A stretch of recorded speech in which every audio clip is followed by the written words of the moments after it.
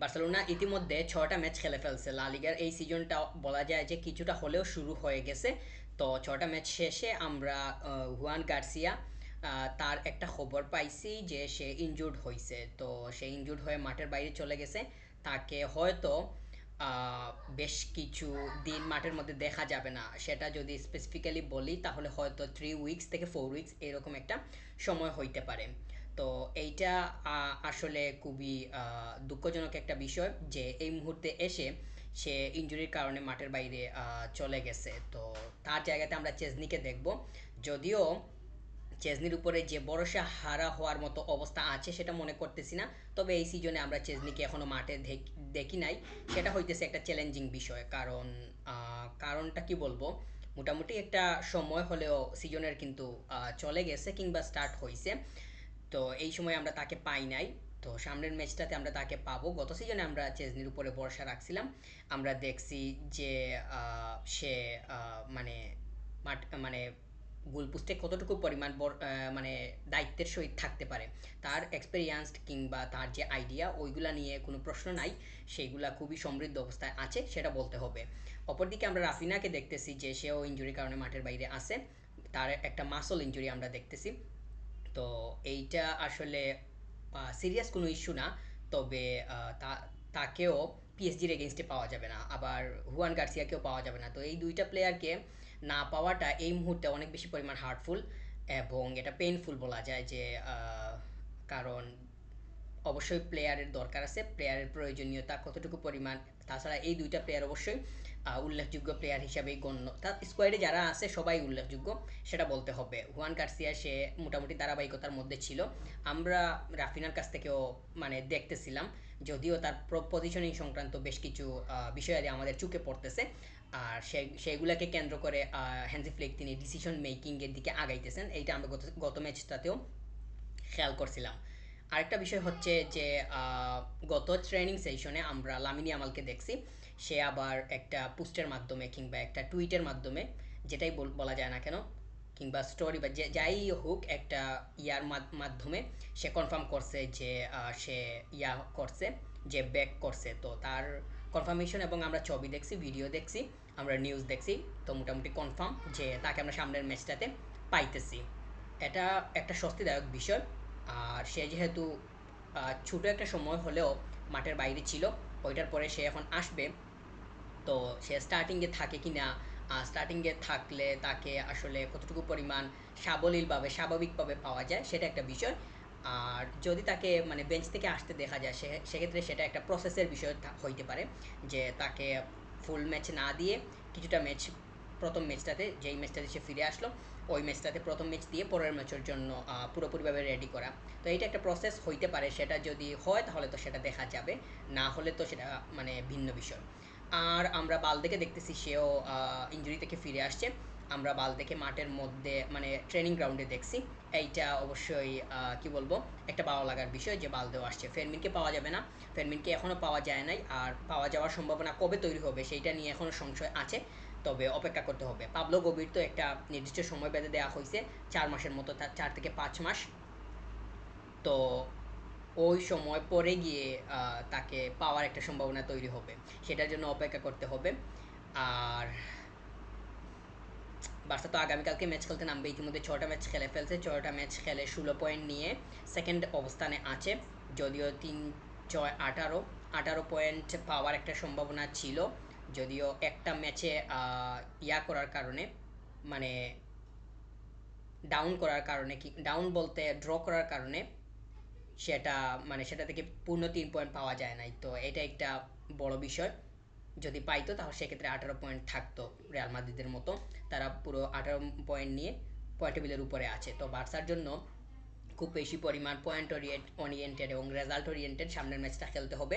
সেইটা ঠিক আছে। আর হুয়ান গার্সিকে পাওয়া যাবে না, এইটা একটা আহ, মানে অসামঞ্জস্যমূলক একটা বিষয় হয়ে গেল কি না সেইটাও দেখতে হবে। কারণ চেজনিকে যেহেতু এখন পর্যন্ত সিজনে মাঠে দেখা যায় নাই, সেক্ষেত্রে সে আসার পরে তার মানে গত সিজনটাতে সে যেরকম ছিল কিংবা হুয়ান গার্সিয়া বর্তমানে যেভাবে করতেছে ওই একইভাবে তাকে পাই কি না, মানে যে জায়গাটা মানে একটা খালি হইল, এই খালি ও জায়গাটা বর্তমান সময়ে চেজনিকে দিয়ে কতটুকু পরিমাণ ফিল আপ হয় সেইটা একটা দেখার বিষয় হবে। আমার কাছে মনে হয় যে খুব বেশি পরিমাণ মানে সমস্যার সৃষ্টি হওয়ার কথা না। আমরা তো দেখছিলাম চেজনিকে তো আমরা গত সিজনে দেখছিলাম, তো এই সিজনে এসে এখন খেলার সুযোগ পাইতেছে, সেটা তার জন্য একটা বিরাট বিষয়। আমরা তার কাছ থেকে নানা ধরনের কথা শুনছি। হুয়ান গার্সিয়াকে নিয়ে সে যথেষ্ট পরিমাণ পজিটিভ আছে, এইটা অবশ্যই ভাবা পাওয়ার যোগ্য।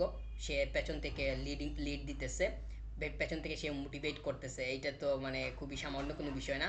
তার মধ্যে কোনো ধরনের মনোমালিন্য কিংবা তার মধ্যে কোনো ধরনের সংকোচ এইরকম কোনো কিছু দেখা পাওয়া যাইতেছে না, বরং সে আরও অনেকটাই হ্যাপি আছে এই অবস্থায় তাকে পাওয়া যাইতেছে।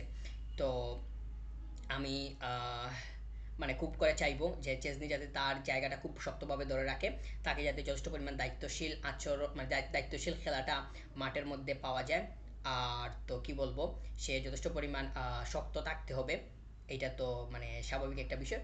যদিও সে ট্রেনিংয়ে খুবই পরিশ্রম করতেছে, আমরা ভিডিও দেখছি, আমরা ছবি দেখছি, সব কিছু দেখে আমরা সেটা বলতে পারি যে সেও যথেষ্ট পরিমাণ মানসিকভাবে প্রস্তুত আছে। আর সে তো বলছে সে যে কোনো সময় মাঠে নামার জন্য প্রস্তুত থাকবে, সেটা সে তো বলছে ঠিক আছে, কিন্তু এখন ম্যাচে পারফর্ম করতে হবে। পারফর্ম যদি বের হয়ে আসে সেক্ষেত্রে হুয়ান গার্সিয়ার অভাব মানে বোঝা যাবে না, এইটা তো অবশ্যই মানে প্রত্যাশিত। তো এটা একটা প্রত্যাশার জায়গা, দেখি এটা কতটুকু পরিমাণ পূরণ হয়। অবশ্যই এই জায়গাটাতে ইতিবাচক আছি।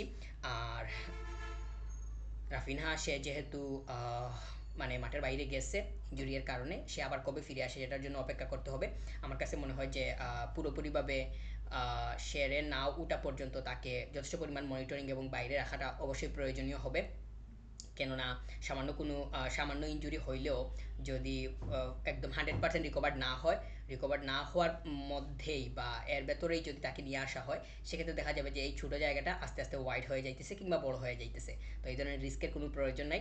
রাফিনা সে বাইরেই থাকুক, যেহেতু ইনজুরি এর এইটা খুবই স্বাভাবিক হয়ে দাঁড়িয়েছে বর্তমান সময়ে। সে তার পুরোপুরি রিকভার করে তারপরে সে যাতে ঠিকঠাক মতো আবার ফিরে আসতে পারে, সেইটার জন্যই মানে অপেক্ষায় থাকাটা শ্রেয় হবে বলে আমি মনে করতেছি। আর রাফিনা যেহেতু নাই, সে এখন লামিনী আমাল ফিরে আসছে, এটা বলা যায় যে একটা গুড পয়েন্ট। রাফিনা গেছে, লামিনী আমাল আসছে, যদি দুইজন একসাথে থাকতো সেক্ষেত্রে সেইটা আরও বেটার হইতো। একজন গেছে আরেকজনকে পাওয়া গেছে, এটাও কোনো খারাপ কোনো বিষয় না, বরং এই জায়গাটাও আমার কাছে মনে হয় যে পজিটিভ মানে আবহ তৈরি করতেছে। এই ইতিবাচকতাটাকে কাজে লাগানো দরকার। লামিনী আমাল ফিরে আসছে, সে যাতে যথেষ্ট পরিমাণ মানে তার জায়গা থেকে যে সে যেরকম স্বাভাবিক খেলাটা খেলে সেটাই প্রত্যাশায় থাকবে। তবে কতটুকু পাওয়া না যায় সেইটা তো ম্যাচের মধ্যেই দেখা যাবে। আমি মনে করতেছি যে লামিনী আমাল মানে স্বাভাবিকভাবেই মাঠের মধ্যে থাকতে পারবে। তবে যেহেতু তার সামান্য ইনজুরি হইলেও ওই ইনজুরি থেকে রিটার্ন করার একটা সময় কিংবা একটা সিস্টেমের মধ্যে আছে, সেক্ষেত্রে কোচিং স্টাফদের বিশেষ করে টেকনিক্যাল এরিয়াতে যারা আছে তাদেরকে অনেক বেশি পরিমাণ সচেতন থাকাটা দরকার হবে। আর আমি এটাও মনে করতেছি যে লামিনী আমালকে স্টার্টিং থেকে না দেওয়াটা বেটার হবে। আর সেক্ষেত্রে যদি দিয়ে দেওয়া হয়, যেহেতু রাফিনহা নাই, সেক্ষেত্রে স্টার্টিংয়ে প্লেয়ারেরও প্রয়োজন আছে। তো সেটা আসলে তো মানে এখন বলা যাবে না যে সে স্টার্ট করবে কি না, সেইটার জন্য মানে অপেক্ষা করতে হবে।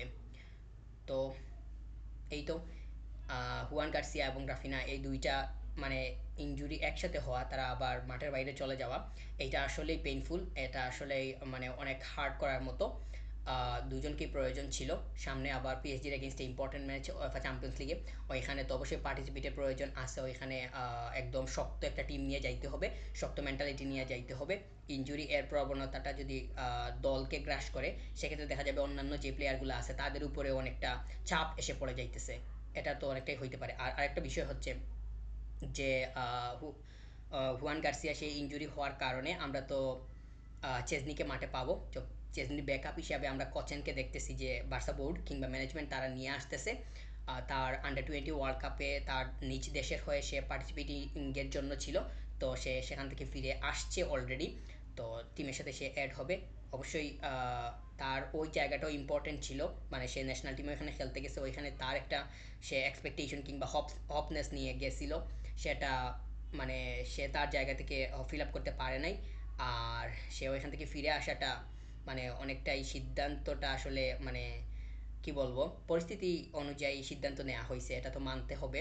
এটা না এটা তো মানে এটাকে তো আসলে হ্যাঁ করার কোনো কিছু নাই। হুয়ান গার্সিয়া যে এইভাবে অনাকাঙ্ক্ষিতভাবে মাঠের বাইরে চলে যাবে সেইটা তো মানে প্রত্যাশিত ওইভাবে ছিল না। যদি সে ভেতরেই থাকতো, মাঠেই থাকতো, সেক্ষেত্রে ব্যাকআপ হিসাবে আমরা চেজনিকেই দেখতাম, আর সে যেভাবে ছিল ওইভাবেই থাকতো। সেহেতু যেহেতু নাই, সেহেতু চেজনির ব্যাকআপ হিসেবে কোচেনকে প্রয়োজন, সেই জন্য তাকে নিয়ে আসা হয়েছে। তো চেজনির উপরে ভরসা রাখা যায়, তবে সেটার জন্য অপেক্ষা করতে হবে, দেখতে হবে। যেহেতু হুয়ান গার্সিয়াকে আমরা পিএসজির এগেনস্টে পাইতেছি না, পাবো না, সেক্ষেত্রে চেজনিকে এখন থেকেই অনেক বেশি পরিমাণ শক্ত মন মানসিকতা নিয়ে মাঠের মধ্যে থাকতে হবে। ওই ম্যাচটাও ইম্পর্টেন্ট, ওইখানে যথেষ্ট পরিমাণ সলিড পারফর্ম দিতে হবে। সলিড পারফর্ম ছাড়া কোনোভাবেই বার্সা যদি ব্যাক সাইডটাকে সলিড করতে না পারে, সেক্ষেত্রে দেখা যাবে যে গোল কনসিড করার পরিমাণটা বেড়ে যাইতেছে। আমরা নিউক্যাসলের এগেনস্টে দেখছি হুয়ান গার্সিয়া সে কীভাবে মাঠের মধ্যে ছিল, বারে ছিল, ওইগুলা আমরা খুব ভালোভাবেই লক্ষ্য করছিলাম।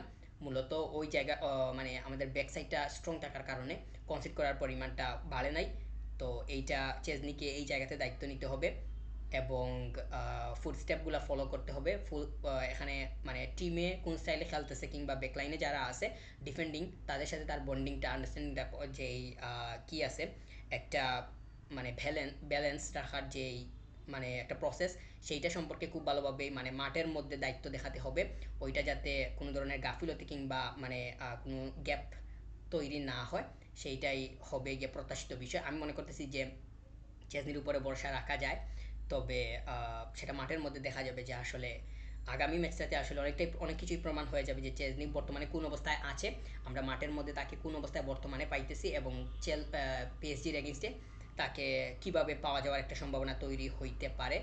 যদি মানে পজিটিভ পজিটিভিটি দেখা পাওয়াটা অবশ্যই মানে প্রত্যাশিত। আমি মনে করতেছি যে চেজনির উপরে ভরসা রাখা যায়।